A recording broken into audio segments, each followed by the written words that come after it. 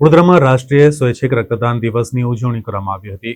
વડોદરા રાજ્ય ગુજરાત રાષ્ટ્રીય સ્વૈચ્છિક રક્તદાન દિવસ વર્ષ 2024ની ઉજવણી કરાઈ હતી। શપથ લેવામાં આવ્યા હતા કે ભારતમાં લોહીનો વિશાળ આવશ્યકતાઓને ધ્યાનમાં લઈને એ પણ વચન આપ્યું હતું કે પોતાના પરિવાર, દોસ્તો, સગા સંબંધીઓ અને આમ જનતાને સ્વૈચ્છિક રક્તદાનની આવશ્યકતાઓ માટે જાગૃત કરવાનો પ્રયાસ કરીશે।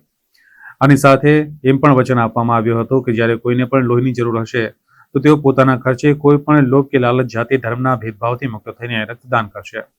તેઓ સતત એવા પ્રયાસ કરશે જેથી લોહીની કમીથી આપણી આજુબાજુમાં કોઈનો જીવ ગુમાવવો ન પડે। પર્ટિક્યુલરલી આ 20 વર્ષથી જે પ્રોગ્રામ ચાલે છે એ પ્રોગ્રામ અંતર્ગત આપણે હજારો ડોનરોએ બ્લડ આપ્યું છે, હજારો લોકોની જિંદગી બચાવવા માટે।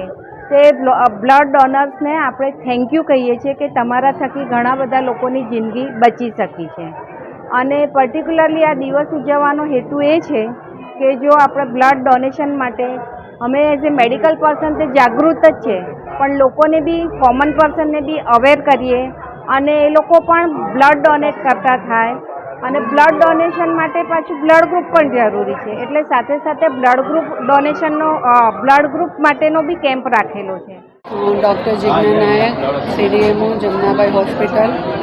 આજે અમે લોકો પેથોલોજી ડિપાર્ટમેન્ટના સહયોગ, ડૉક્ટર પ્રિયંકાબેનના સહયોગથી 1 ઓક્ટોબર બ્લડ ડોનેશન કેમ્પ, રક્તદાન દિવસ છે, સ્વૈચ્છિક રક્તદાન દિવસ છે।